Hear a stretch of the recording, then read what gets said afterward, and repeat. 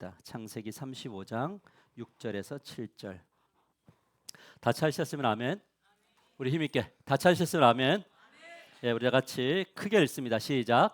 야곱과 그와 함께한 모든 사람이 가나안 땅 루스 곧 베델에 이르고 그가 거기서 제단을 쌓고 그것을 엘 베델이라 불렀으니 이는 그의 형의 낯을 피할 때에 하나님이 거기서 그에게 나타나셨습니다. 아멘. 우리 옆 사람과 인사합시다. 당신을 축복합니다. 저는 인사합시다.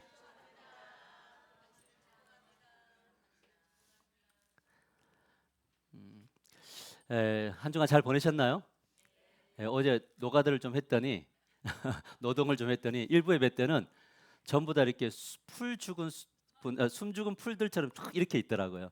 2부 예배는 힘있게 예배하는 시간이 되기를 바랍니다. 우리가 살아가는 시대가 상대주의다. 이렇게 이제 우리가 배웠습니다. 절대적인 진리가 없다라는 거죠. 근데 이제는 이 상대주의라는 시대에서 넘어서 지금 우리가 살고 있는 시대가 자기 절대화 시대다 이렇게 이야기해요. 답시다. 자기 절대화 시대. 이 말은 무슨 말이냐면 포스트 진리 시대라고 해서 포스트 트루라고 하는 시대를 살아가고 있는데 이 시대의 특징이 뭐냐면 진리는 없다. 이 땅 가운데 진리가 있다 없다? 없다. 이렇게 이제 주장하고요. 그다음에 그러니까 누구도 없어요. 하나님도 없고 성경도 그냥 문학이고 그러면서 공동체도 필요가 없다. 그러면서 절대적으로 자기 절대화, 오로지 나 자신이 중요하다. 이런 시도 속에 살아가고 있습니다. 그러니까 뭐냐면 진리가 선포되는 곳에 뭐가 더 중요하냐면 공감되는 게 중요해요. 이게 진리냐 아니냐는 상관이 없어요. 그냥 뭐냐면 자기 절대화 시대는 지금 이게 나에게 공감이 되는가? 이게 이제 중요하고, 두 번째는 뭐냐면 그 사실보다 감정이 중요해요. 그러니까 사실이냐 아니냐가 중요한 것이 아니라 지금 나의 감정에 얼마나 이 지금 전하는 이야기가 매칭이 되느냐의 문제이고, 그렇다 보니까 논리도 필요 없고 뭐만 있면 서사만 쭉 펼쳐지는 그런 시대 속에서 살고 있다라는 거죠. 그래서 그것이 사실이냐 아니냐는 중요하지 않아요. 그것이 지금 나에게 필요하냐 안 필요하냐만 중요해요.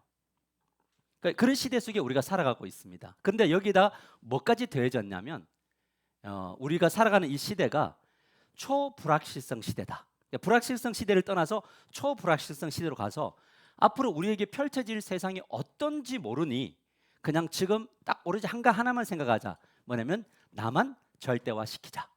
이런 시대 속에서 살아가고 있습니다. 그러니까 뭐냐면 우리 이 영향력이 교회에도 들어왔을까요? 예, 교회도 들어와 있어요. 그래서 지금 뭐냐면 하나님이 우선이냐 내가 우선이냐. 그럼 누가 우선이죠? 답 말고. 그러니까 늘 우리 교회는 정답을 이야기하는데 정답 말고 여러분의 내면 안에 있는 이야기. 하나님이 우선이냐 내가 우선이냐 할 때 내가 우선일 때 경우가 되게 많다라는 거죠. 그런데 중요한 건 뭐냐? 우리는 누굴 믿고 있다? 하나님을 믿고 있다는 거예요. 여러분 어제 우리 그 수연동에서 그 물건을 꺼내는데 잡동사니를 꺼내는데 거의 한 5톤 정도는 나온 것 같아요. 어마어마한 쓰레기가 나왔어요. 근데 그 집 안에 3층 집 안에 그렇게 많은 쓰레기가 있을 줄 아무도 몰라요. 그냥 좀 낡은 집인가 보구나. 그런데 안에 들어가서 아직까지도 꺼낼 게 많아요. 여러분 무엇을 보여주는 거냐면 너무 많은 것들이 우리 내면에도 섞여 있다는 거예요. 외면으로 보면 그리스도인인데 안으로 들어가 보면 너무 섞여 있는 게 많아요. 여러분 하나님이 제일 싫어하는 게 뭐냐? 혼합된 거거든요. 혼합주의를 하나님이 싫어하신다. 혼합이란 무엇입니까? 겉으로는 누구를 사랑하고 하나님을 사랑하고 속에는 누구 사랑이 제일 커요? 자기 사랑. 이게 제일 크다는 거죠. 그럼 자기 사랑이 틀렸느냐? 그렇지 않습니다. 자신을 사랑해야 되죠. 그런데 그 자기 사랑이 하나님 안에서의 사랑이냐 아니면 세속적 사랑이냐에 따라 이 우리 자신의 존재가 달라진다는 겁니다. 그래서 하나님은 두 마음을 금지하십니다. 어떤 마음을 금지하냐? 열왕기상 18장 21절에 이렇게 말해요. 너희가 어느 때까지 둘 사이에서 머뭇하려느냐? 여호와가 하나님이면 그를 따르고 바알이 하나님이면 그를 따르라라는 거예요. 그러니까 이 엘리야 시대 때도 그랬고 오늘날 이 시대에도 뭐냐면 모든 성도들이 머뭇거리는 거예요. 왜 그러냐면 하나님을 놓자고 하니 두렵고 이 세상의 것을 놓자고 하니 아쉽고 그 두려움과 아쉬움 사이에서 우리는 계속 뭐 하고 있냐면 널뛰기를 하고 있는 거예요. 그래서 하나님은 이런 것 말고 하나님이든지 바알이든지 택해라 이 말이에요. 왜냐하면 그렇지 않으면 하나님은 질투하실 것이고 또한 하나님은 우리에게 뭘 주실 수 없냐면 널뛰게 하는 영혼들에게 하나님 나라의 복을 주실 수가 없는 거죠. 설령 복을 주어도 상실하기 때문에 선택해야 돼. 머뭇거리면 안 돼라고 하는. 근데 우리 두 다리가 어디에 걸쳐 있냐면 양쪽에 다 걸쳐 놓고 있어요. 하나님 쪽에도 걸쳐 놓고 세상 쪽에도 걸쳐 놨어요. 여러분, 우리가 이왕 살아갈 거면 애매하게 살아가면 힘들어요. 표정이 아닌 척 하지 말고. 너무 힘들어. 그러니까 아예 하나님을 확 믿든지 아니면 세상으로 확 가버리든지 둘 중에 하나야지. 양다리 걸치고 있으면 결국 가랭이는 찢어지는 날이 온다. 그렇다면 복을 받아 복이 되는 삶을 살아내려면 어떻게 되나? 이 혼합된 신앙을 뭘 해야 되죠? 다 뭐 하냐면 벗어내야 된다는, 버려야 된다는 거예요. 이 지점에 서기 위해서 자신을 속이고 있던 모든 것들을 청산해야 되고, 오늘 이 시간이 청산하는 시간이 되기를 주님의 이름으로 간절히 축복합니다. 우리가 저 건물을 새로 지으려고 할 때 안에 부분 더러운 것들을 청산하지 않으면 내부를 아름답게 꾸밀 수가 없어요. 저 쓰레기를 그대로 벽에다가 박아놓고 막 거기다가 이렇게 석고를 쳐서 겉을 잘 바른다고 해서 그 집이 아름다운 집이 아니라는 거예요. 우리가 목사라는 타이틀로 도배를 하고 죽진자를 도배하고 우리가 그리스도인이라고 하는 것으로 도배를 해놔도 안에 숨어있는 이 혼합된 것을 제거하지 않는 이상 그리스도인 다움의 능력이 나타나지 않는다라는 거예요. 우리 하나교회는 하나님의 능력이 드러나는 그런 교회가 되기를 주님의 이름으로 간절히 축복합니다. 그래서 오늘 말씀의 제목이 뭐냐면 혼합된 신앙을 청산하는 법. 그래서 세겜에서 베델로 올라가라 이렇게 정했어요. 같이 읽어봅시다. 시작. 세겜에서 베델로 올라가라. 다시 한 번 더. 세겜에서 베델로 올라가라. 아멘. 우리 창세기 33장 18절 말씀을 한번 읽어봅시다. 같이 시작. 야곱이 밧단 아람으로서부터 평안히 가나안 땅 세겜 성읍에 이르러 그 성읍 앞에 장막을 치고. 자, 여러분 저 성경 구절을 보면 우리가 멈춰야 될 단어가 있는데 그게 바로 뭐냐면 평안이라는 단어예요. 여러분 오늘 어떠세요? 내면이 평안하신가요? 가정은 어떠세요? 가정은 평안하시나요? 여러분 평안이 이 모든 사람들이 원하는 거예요. 그런데 이 창세기 33장 18절 위로 올라가 보면 어떤 일이 일어났냐면 야곱의 마음이 원래 평안하지 않았어요. 뭐가 있었냐면 공포와 두려움에 사로잡혀 있었어요. 왜냐하면 뒤에는 누가 쫓아왔냐면 라반이 쫓아왔고 삼촌이, 그리고 앞에는 누가 있냐면 형 에서가 400명의 군대를 데리고 자기를 죽이러 와요. 그러니까 뒤에도 어렵고 앞에도 어려워요. 그런데 놀랍게 하나님이 뒤의 문제를 해결하셨어요. 근데 앞에 또 문제가 있어요. 우리의 인생은요, 하나의 문제가 해결되면 하나의 문제가 또 있잖아요. 여러분 이 에서라고 하는 이 장벽 앞에 두고 이 야곱이 무슨 선택을 했냐면 약복강에서 기도를 했는데 어떤 기도를 했느냐? 레슬링 기도를 했다 그랬죠. 하나님과 함께 딱 잡고 씨름을 하는 거예요. 왜냐하면 죽음 앞에 서니까, 살아야 되니까, 절박하니까. 누구 허리를 붙들었어요? 하나님의 허리를 딱 붙들고 씨름을 하는데 어떻게 씨름했냐면 막 붙들고 안 돼 이게 아니라 뒹굴면서 나 그러니까 안 됩니다 다리 잡고 막 뒹굴뒹굴 하면서 레슬링 기도를 했는데 하나님이 이 기도를 들어주셨단 말이에요. 그런데 이거를 우리는 뭐라고 하냐면 은혜다 이렇게 이야기를 해요. 야곱은 하나님께 은혜를 입었고 세상이 줄 수 없는 지금 어떤 상태? 평안, 샬롬의 상태에 딱 머물렀어요. 여러분 하나님이 문제를 해결해 주셨으면 목적지가 어디예요? 가나안 땅은 맞는데 어디냐면 베델이잖아요. 지금 야곱이 가는 인생의 방향이 어디냐면 하나님이 약속한 그와 약속했던 베델로 가야 돼요. 그러면 하나님이 평안하게 해주셨으면 어디로 가야 되냐면 빨리 베델로 가야 됩니다. 근데 야곱이 무엇을 하느냐? 창세기 33장 19절과 20절을 보면 이렇게 말합니다. 그가 장막을 친 밭을 세겜의 아버지 하몰의 아들들의 손에 100그시타에 샀다 이렇게 이야기해요. 여러분, 장막을 친 것은 잘못한 걸까요? 아닐까요? 아니죠. 왜요? 너무 피곤한데 쉬는 것 잘못됐나요? 우리가 열심히 노동하고 즐기는 것 잘못됐나요? 예. 장막을 치는 것, 쉬는 것은 잘못이 아니에요. 근데 여기서 우리가 주목해야 될 단어는 뭐냐면 100그시타에 세겜의 땅을 샀다라는 거예요. 여러분, 땅을 샀다는 것은 무엇에 어떤 의미가 있습니까? 떠나겠다, 안 떠나겠다? 안 떠나겠다.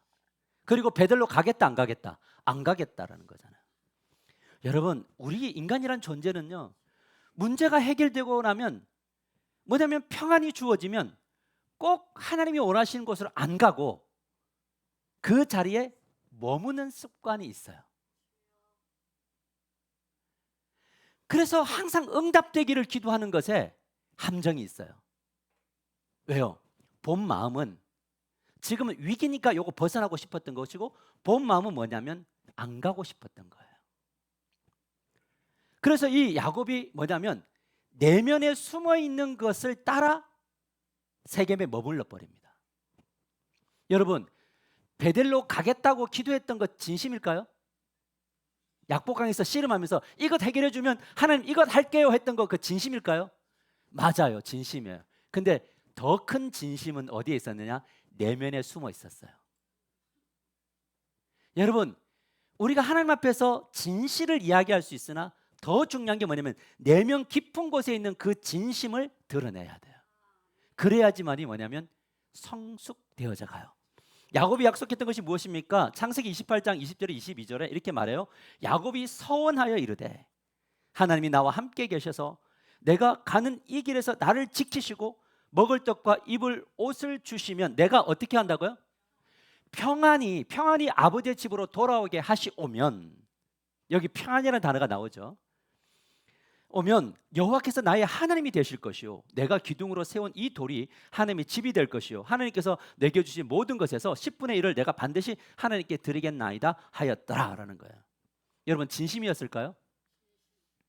여러분, 우리 청소년들이 집회를 가면 은혜를 막 받고 막 분위기를 다 잡고 난 다음에 강사 목사님이 그래요. 오늘 여기서 자신의 인생을 주님 앞에 드릴 분, 선교사로 나가실 분, 목회자가 될 분, 사모가 될 분 막 이러면요 아이들이 전부 다 막 몰려와요.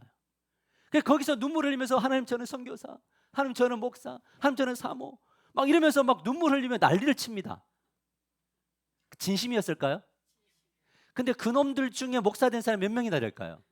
그놈들 중에 사모가 되고 선교사가 되면 몇 사람이 될까요? 없어요. 우리가 이것은 진심인데 평안히 해주시면 했는데 평안히 만들어주셨는데 어디를 가느냐? 속 안에 있는 내면 안에 있는 진심 세겜 땅에 100그시타에 사버려요. 근데 놀라운 게 뭐냐면 그 다음 장면이었어요. 여러분, 땅을 샀는데 그 다음에 뭘 하느냐?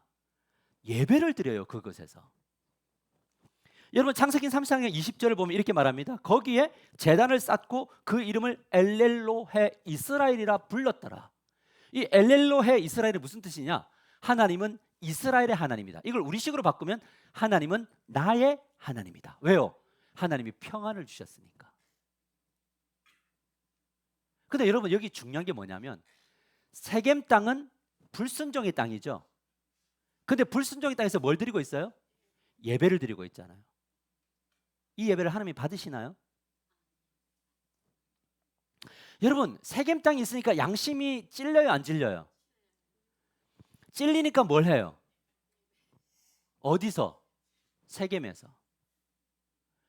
여러분, 이게 우리의 모습, 이게 혼합이란 말인 거예요. 우리가 하나님께서 평안하게 해주시면 하나님께 영광 뭐 이런 여러 가지 이야기하는데 양심이 찔리니까 때로는 헌금도 하고 양심이 찔리니까 뭔가 봉사도 하고 양심이 찔리니까 뭔가를 하기는 했는데 중요한 게 뭐냐? 이것은 하나님이 원하시는 예배의 장소가 아니란 말인 거예요. 여러분, 이 모든 것들이 혼합이다. 말씀을 준비하면서 항상 말씀을 준비해서 저의 인생을 돌아보면 제가 18살 때 하나님 앞에 기도했던 게 뭐냐? 하나님, 저 이제 목사가 되겠습니다. 성악하는 거 내려놓고 이제 목사가 되겠습니다. 저를 낫게만 해주시면 저 신학교 가서 정말 주님을 위해서 남은 인생 헌신하겠습니다 해서 신학교까지는 갔거든요. 그런데 진짜 헌신하면서 살았느냐? 아니에요. 내가 하고 싶은 대로 다 살았어요. 그런데 중요한 게 뭐냐? 나는 전도사였고, 나는 강도사였고, 나는 목사였어요.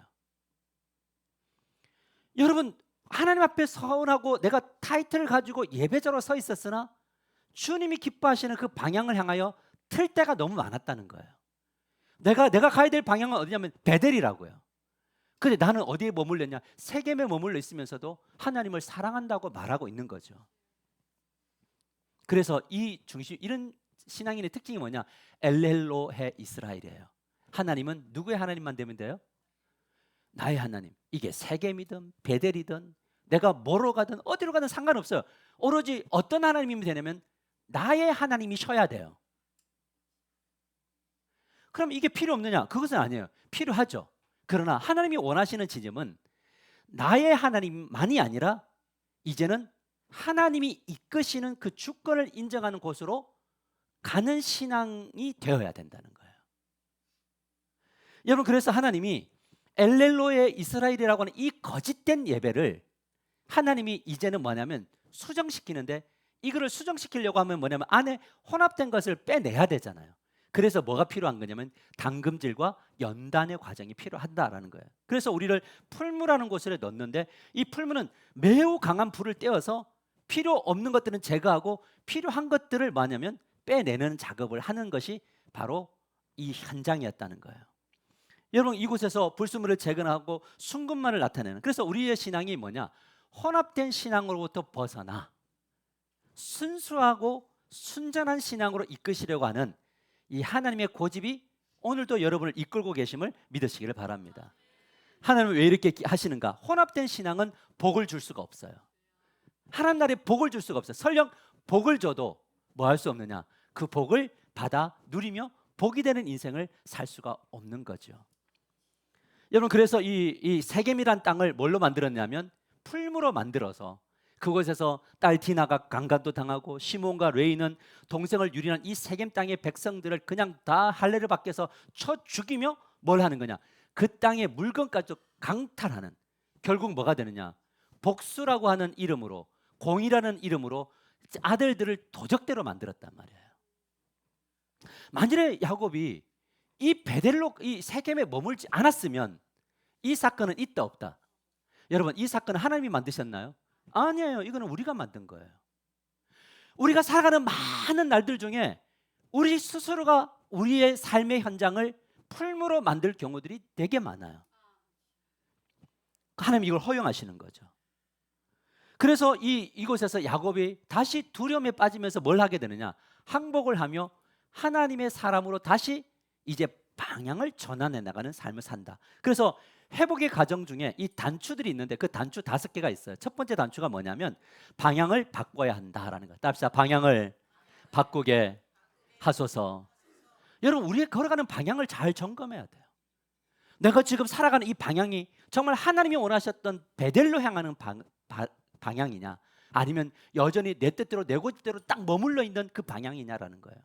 여러분 보세요. 35장 1절에 하나님이 야곱에게 이르시되 일어나 베델로 올라가서 이렇게 이야기해요. 뭐냐면 너 방향 세겜 아니야 라는 거예요. 너가 가야 될 방향은 베델이라는 거예요. 이 베델은 좀 이따 어떤 의미인가 말씀드리겠습니다. 베델로 가야 돼. 멈춰 있으면 안 돼 라는 이야기를 해요. 거기 거주하며 내가 내 형 예서의 낯을 피하여 도망하던 때에 내게 나타났던 하나님께 거기서 제단을 쌓으라 하신지라 우리가 일어나 베델로 올라가자 그들이 떠났다. 여러분, 신앙은 어떻게 하는, 방향을 수정하는 것으로부터 시작돼요. 예수님의 제자들 중에 예수님이 죽었다라고 하는 그 현실적인 것만 바라본 사람들이 방향을 틉니다. 어디로 트냐면 엠마오로 틀어가요. 근데 예수님이 말씀하셨던 방향은 뭐냐면 어디냐면 엠마오가 아니라 갈릴리라는 거예요. 내가 죽고 3일 만에 부활할 거야. 갈릴리에서 나타날 거야. 너희들 3일 뒤에 갈릴리에서 보자라고 했던 말씀을 주었어요. 그러면 그들의 방향은 예루살렘도 아니에요. 어디냐면 주님이 말씀하셨던 갈릴리로 가야 된다는 거예요. 그런데 가지를 않아요. 엠마오로 가요. 근데 주님이 그들에게 나타나셔서 제일 먼저 한 게 뭐냐? 말씀으로 풀어서 말씀이 원하셨던 방향으로 그들의 방향을 수정시킨단 말이에요. 그래서 우리의 인생 속에서 제일 중요한 첫 단추가 뭐냐? 방향을 잘 정하는 거예요. 근데 우리는 이 방향을 입술로 다 수정하려고 그래요. 왜 이렇게 열심히 합니까? 예, 내가 성공해서 주님께 영광을 돌리려고요. 그럼 말만 들으면 되게 거창한가요? 진짜 같아요? 근데 삶이 방향하고 다르게 가잖아요. 이게 혼합된 거라고요. 그러니까 우리는 항상 뭐가 되냐면 입술은 방향이 맞아요. 근데 몸은 어디로 가요? 그러니까 우리는 모양 이런 거 이렇게 가야 되는데 이렇게 가고 있는 것 같잖아요. 막 말하고 몸은 일로 가고 있는 것처럼. 방향이 수정돼야 된다. 두 번째는 뭐냐? 방향을 틀었으면 그냥 혼합된 상태로 갈 수 없어요. 방향이 틀었으면 이 방향이 힘이 되려면 이 방향에 혼합되어져 있는 것들을 빼내야 돼요. 그래서 주님이 창세기 35장 2절과 4절에 이렇게 말씀합니다. 야곱이 이에 자기 집안 사람과 자기와 함께한 모든 자에게 이르되 너희 중에 있는 이방 신상들을 버리라는 거예요. 그리고 자신을 정결하게 하고 너희들의 의복을 바꾸어 입으라. 그들이 자기 손에 있는 모든 이방 신상들과 자기 귀에 있는 귀고리들을 야곱에게 주는지라. 야곱이 그것들을 세겜 근처 상수리 나무 아래에 뭐 했다고? 묻었다. 이렇게 이야기해요. 여러분, 우리는 그런 이야기하죠. 하나님, 주님, 저는 방향을 정했습니다. 내가 주님이 원하시는 방향으로 갑니다. 내가 기도합니다. 예배합니다. 막 방향 정하면서 가요. 그런데 안에는 뭐가 있느냐? 여전히 우상들로 가득 차 있고 자기 중심적으로 가득 차 있는 거죠. 그런데 이 야곱이 가족들에게 선포하는 거죠. 우리 안에 있는 모든 우상들을 뭐하고 버리고 자신을 정결하게 하고 뭘 갈아입으라? 옷을 갈아입으라는 거죠. 이것을 혼합주의를 버리라는 건데, 이걸 신학의 관점으로 이야기하면 뭐가 되는 거냐면 너희의 모든 정욕과 육신의 안목과 이생의 자랑과 숨어있는 이 모든 것들을 십자가 앞에 못 박고, 할렐루야, 십자가 앞에 묻고 그리스도의 보혈로 정결하게 되어 뭘 입으라고요? 그리스도로 옷 입어라. 그래서 우리가 이 양복을 입을 때에도 우리 생각하는 주님, 이 옷이 아니라 오늘 이 하루 그리스도로 옷 입기를 원합니다. 내가 왕이 아닙니다 라는 고백으로 가는 거죠. 그러면서 이제 제거했나요? 회개했나요? 그러면 뭐 하느냐? 순종의 발걸음까지 가야 한다. 여러분, 왜 하나님의 회복과 복이 우리에게 풍성하게 주어지지 않느냐? 전부 입술로 해결을 해서 그래요. 묻었습니다. 제가 돌이킵니다. 정말 주님 결단합니다. 말로는 엄청나게 잘했는데 발은 여전히 뭐냐면 세겜 땅에 머물려고 한다는 거죠. 그 순종의 걸음을 내는데 보세요. 창세기 35장 5절 보면 그가 떠났으나 이렇게 이야기해요. 자, 그가 떠났어요. 자, 발걸음을 어떻게 했다고? 디뎠죠. 그랬더니 뭐냐면 하나님이 그 사면의 고울들로 크게 두려워하게 하셨으므로 야곱의 아들들을 추격하는 자가 있더라 없더라? 없더라. 문제를 모아주시더라. 하나님이 해결해 주시더라. 여러분, 복은요 어떤 사람에게 임하느냐면 하나님 앞에서 뭐냐면 방향을 정하고 자기 안에 있는 혼합된 것들을 꺼내서 묻고 십자가 앞에 묻고 새 옷을 입고 뭐하냐면 순종의 걸음을 내디딜 때 그때 하나님이 해결하셔요. 저는 어제 이렇게 노동을 하면서 하나님, 우리가 함께 발을 내딛었습니다. 하나님 역사하소서. 늘 입만 벌리고 있는 것이 아니라, 입으로만 회개하는 것이 아니라 발걸음이 옮겨지는 순종이 여러분에게 있게 되기를 주님의 이름으로 간절히 축복합니다. 이것이 중요하죠. 그러면 발걸음 옮겼을 때 하나님 앞에서 그 옮김의 목적이 뭐냐라고 할 때 그 옮김의 목적은 순전한 예배를 드리기 위해서다라는 거예요. 따라합시다. 순전한 예배를 드리게 하소서. 할렐루야. 순전한 예배가 있고 혼합된 예배가 있단 말이에요.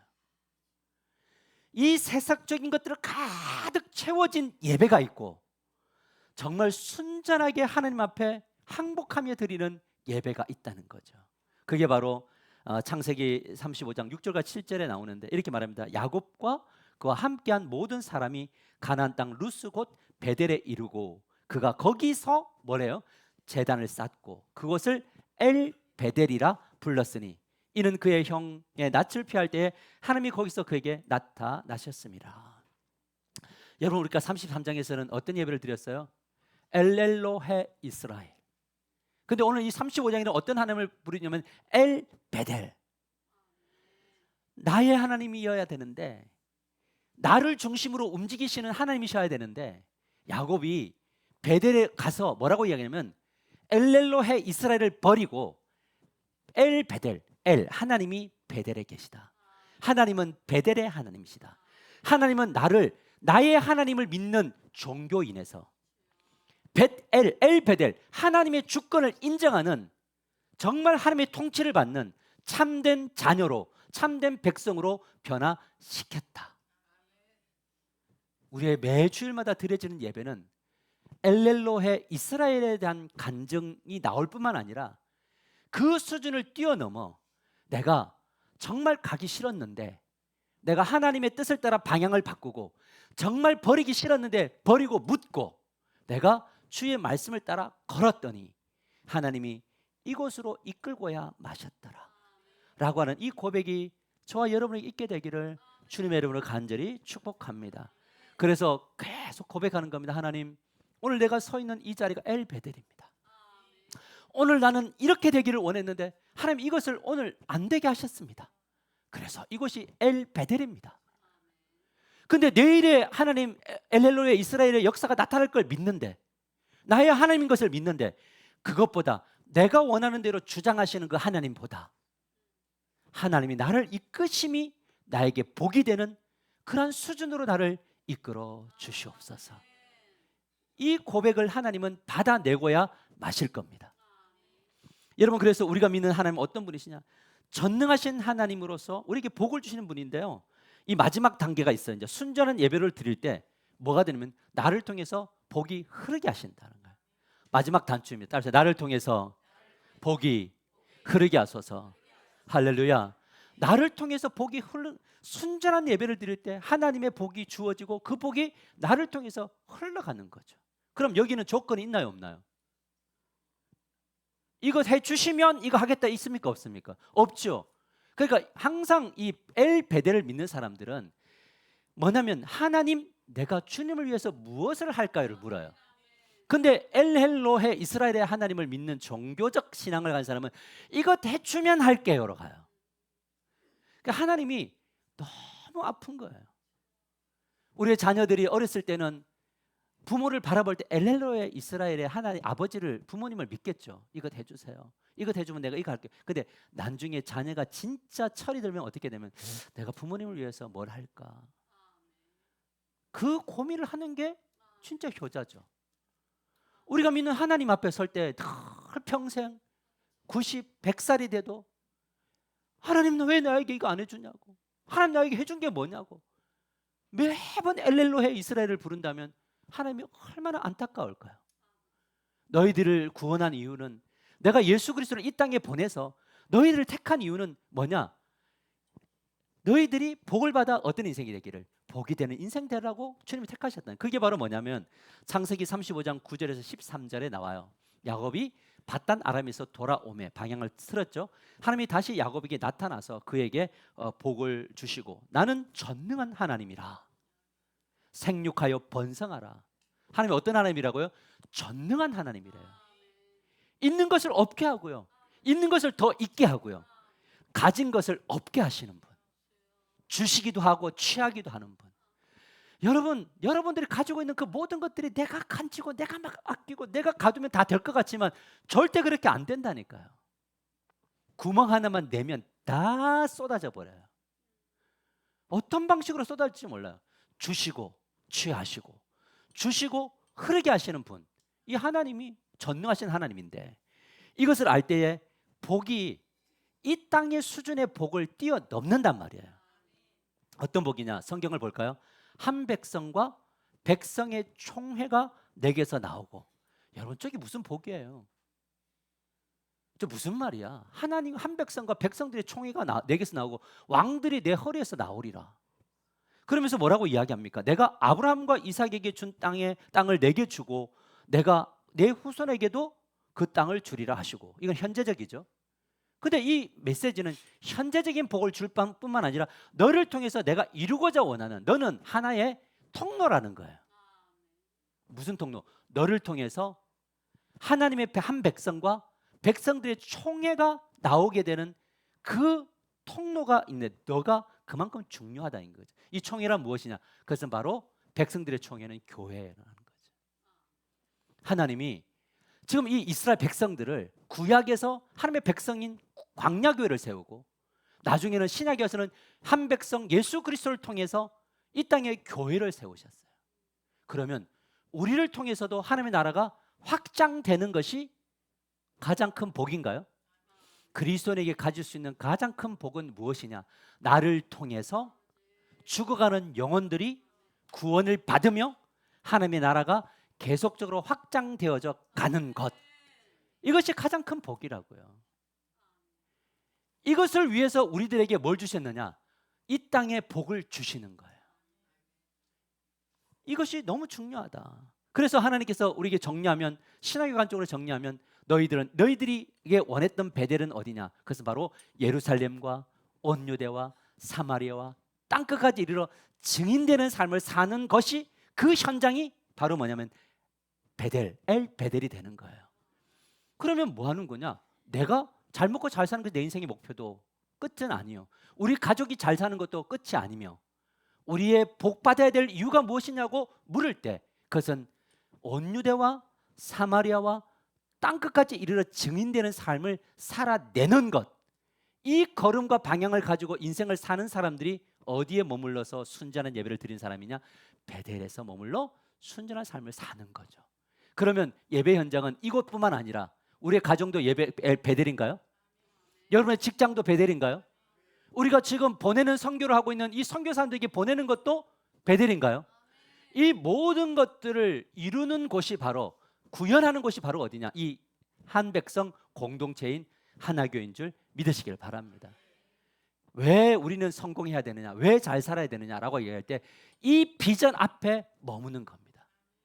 그렇지 않으면 우리는 계속적으로 엘렐로헤 이스라엘만 외칠 거예요. 그러나 한 가지 분명한 건 무엇이냐? 하나님은 여러분을 그 자리에 결코 두지 않으신다. 여러분들을 반드시 베델로 이끄신다. 그리고 고백을 받을 거예요. 이곳이 베델이었다고 하는 고백. 할렐루야. 우리 인생 속에 남은 것이 뭘까라고 생각할 때, 여러분, 목회를 하다 보니까요, 참 아픈 때가 많아요. 신앙생활 하다 보면 아플 때 되게 많아요. 그런데 그 아픔의 현장에서 누가 남았냐면, 전혀 예수를 몰랐던 분이 예수를 알게 돼요. 전혀 예수를 몰랐던 분이 주님의 이름을 불러요. 삶의 방식을 수정해 나가요. 그리고 주님과 함께 엘렐로헤 이스라엘에서 벳에델로 가는 모습들을 보게 됩니다. 이것이 우리 인생 속에서 가장 큰 기쁨이 되기를 주님의 이름으로 간절히 축복합니다. 이것은 목사의 꿈도 아니요, 누군가의 비전도 아닙니다. 여러분, 예수 그리스도를 이 땅에 보내셨을 때 그냥 엘렐로헤 이스라엘만 외치라고 주님을 보냈다면 굳이 주님이 안 오셔도 되나요? 아니, 자, 저를 보세요. 맞나요? 엘렐로헤 이스라엘, 나의 하나님만이 되신다면 굳이 주님이 왜 필요해요? 주님이 없어도 이 땅 가운데 잘 먹고 잘 사는 사람 너무 많아요. 그런데 어디서 구별이 딱 나오느냐? 그것은 베델에, 내가 서 있는 곳이 베델입니다. 주님의 주권이 나를 이끌고 계십니다 라고 하는 그 자리에 설 때, 그것이 바로 뭐냐면 하나님이 우리 예수 그리스도를 이 땅에 보내신 그것이 의미 없는 것이 되지 않는 그런 귀한 성육신이 될 줄 믿으시길 바랍니다. 말씀을 맺으러 갑니다. 야곱의 이야기는 먼 옛날 이야기가 아니더라고요. 누구의 이야기냐? 나의 이야기다. 저는 저희 앞에 옛날에 미국에 있을 때 저의 닉네임이 데이비드였는데, 다윗이었는데 잘못했던가 봐요. 야곱이라고 했어야 돼. 야곱하고 너무 똑같아서 야곱 하상훈 목사 뭐 이래야 되는데 거창하게 다윗 이랬단 말이에요. 우리 모두가 다 야곱이에요. 우리는 두려움의 자리에서 하나님께 약속을 드려요. 문제가 해결되고 평안이 찾아오면, 조용히 세겜의 장막을 찾아오면 뭐냐면 베델로 가겠습니다 해놓고 항상 어디에 쳐요? 세겜에 쳐요. 문제가 있을 때는 기도하러 나와서 뭐 콧물 흘리고 눈물 흘리고 뭐 주님 어쩌고 저쩌고 하다가 문제 해결되면 어떻게 그날부터 안 보이는지. 아니 기도 응답받고 그 다음날 안 보이라고 응답을 준 게 아닌데 그 다음날부터 안 보여요. 어떤 분들은 아예 서원을 안 해버려요. 하는 저는 서원 안 했다고. 여러분 우리의 삶 속에서 정말 하나님이 예수를 믿고 난 다음에 혼합된 이것들을 하나하나 저도요 하나님 앞에 저는 굉장히 야망의 큰 사람이거든요. 저도 큰 것 가지고 싶고 큰 데서 뛰고 싶은 그 야망이 엄청 큰 사람이란 말이에요. 근데 그 안에 항상 입술로 뭐 했냐면 하나님의 나라와 하나님 나라를 구현하고 확장하는 일에 쓰임 받겠다고 했거든요. 근데 그 안에는 뭐가 있었느냐? 혼합된 야망이 있단 말이에요. 그래서 지금도 계속 묻는 거예요. 야망이면 멈추게 해달라고. 근데 정말 주님의 나라를 꿈꾸는 것이면 주님이 이루어 달라고. 왜? 야곱이니까. 그래서 하나님이 저의 인생 속에서 많이 불로 막 연단을 다루고, 이 연단은 원래 필요 없는 건데 뭐냐면 내 고집 때문에. 이름으로는 주님께 영광, 안에는 뭐 야망. 그러니까 저와 함께 있는 가족들은 너무 힘들어지고 이런 사건들이 일어나더라. 근데 그렇게 이제 이 풀무불의 연단을 받고 나니까 뭐 하게 되느냐? 그냥 오늘 하루 주어진 날들, 오늘 집사님 기도할 때 하나님 이렇게 늦어질 줄 몰랐습니다. 사실 저는 좀 알았거든요. 이렇게 좀 늦어질 거 알았고. 근데 이제 그런 과정들 속에서 왜 늦어지느냐라고 이야기할 때 이유는 하나예요. 계속 점검하고 두들기고 그러다가 하나님이 어느 날 여기까지 우리는 항복하고 예 맞습니다로 가는 건데 그거를 우리 안에 있는 것들을 다 끄집어내면서 방향을 수정하는 겁니다. 근데 하나님이 저에게 기도하면서 주셨던 마음은 뭐냐면 야 너희 교회를 한번 봐봐. 내가 오늘 이제 권사님하고 이야기하는데 권사님 우리 교회가 지금 전도의 열정이 없는 것 같아요 라고 이야기했더니 권사님 하는 말이 목사님 다 준비하고 있어요. 저쪽에 땅이 딱 세워지면 전부 데리고 올 거예요. 그래서 내가 그랬어요. 아휴 참 우리 권사님 너무 순진하다. 지금 안 하는데 무슨 땅을 내가 대하냐고. 저 땅을 주시면 뭐 우리 같은 뭐 이게 서창동과 뭐 남동구와 뭐와 뭐를 다 한다고 늘 기도하는데 주님이 그래. 야 좀 지금 좀 해라 지금. 지금 안 하는데 나중에 되면 된다고. 야 난 너무 많이 속았잖아. 안 속아. 그러면 그곳에 가서 연단 안 받아도 되는데 그곳에서 연단 받으면 너무 힘들잖아요. 그러면 우리는 무엇을 보여야 되느냐? 지금 하나님 앞에서 움직이는 스타트를 끊어야, 지금 데리고 와야, 지금 함께 가는 공동체를 만들어야. 그리고 뭘 하는 거냐? 우리 하나님 만나보자는 거 아니에요? 우리 교회 가면 우리 목사님 좋아요. 근데 와보니까 좋은 게 하나도 없어요. 그럼 다 떠나요. 목사가 뭐가 좋아요? 우리 교회 너무 좋아요. 그런데 진짜 좋아요 우리 교회? 네, 좋아요. 좋은데 좋았는데 떠나잖아요. 우리의 인생 속에서 좋은 분은 하나님밖에 없어요. 우리가 하나님 닮아가면서 뭐냐면 연약함들을 드러내고 그 연약함을 변화시켜 나가는 모습들을 보여줄 때 그 하나님이 좋으신 분인 거를 느끼는 거지. 그래서 우리는 좋은 척 막 하려고 하지 말아야 돼요. 우리 옆 사람과 인사합시다. 좋은 척 하지 않기로 결단합니다.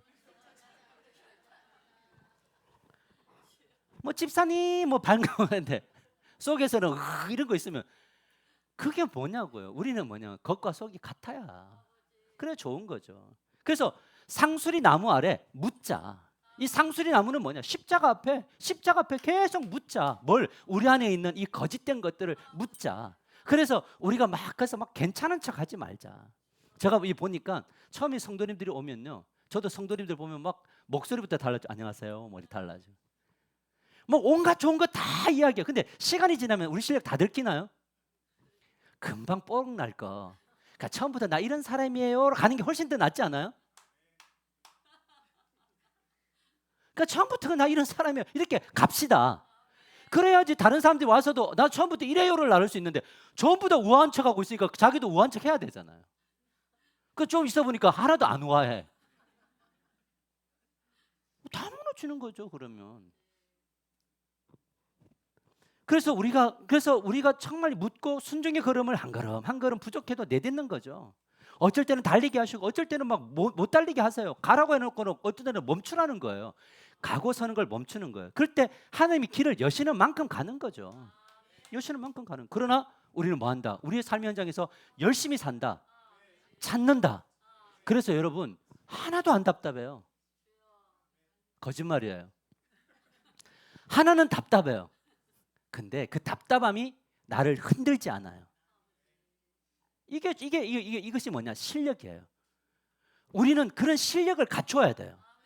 그리고 우리가 주님의 걸음을 순종의 걸음을 내디딜 때 주님이 그 세겜 사람들과 그 주변의 사람들을 두렵게 하심으로 하셨던 그 역사를 경험해야 되죠. 근데 그 경험은 발을 내디딜 때 주님이 일하시는 거지 입만 가지고 주님은 일하시지 않는다라는 것을 믿습니다. 그래서 우리는 결국 어떤 하나님을 만나야 되냐? 우리 한번 볼까요? 나는 전능한 하나님이라 생육하며 번성하라. 할렐루야.